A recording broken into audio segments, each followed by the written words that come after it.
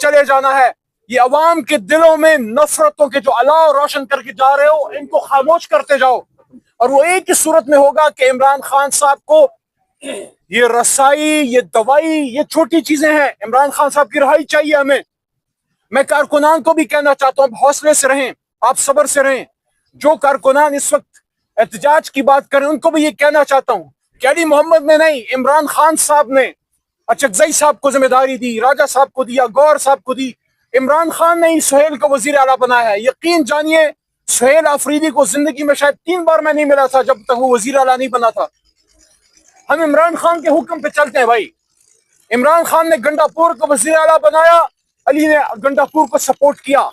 मेरे से पूछा गया, अभी गंडापुर ने इस्तीफा नहीं दिया था, खान साहब ने इस्तीफा डिमांड नहीं किया था। मेरे से पूछा गया कि गंडापुर इस्तीफा देगा। मैंने कहा कि इमरान खान जितना टाइम इस्तीफा मांगने में लेगा, गंडापुर उससे आधे वक्त में इस्तीफा देगा। और उसने साबित किया कि वो वर्कर है इमरान खान का। इसी तरह सुहेल को इमरान खान ने यार वजीर आला बनाया। हम उसको सपोर्ट इसलिए करते हैं कि इमरान खान ने वजीर आला बनाया।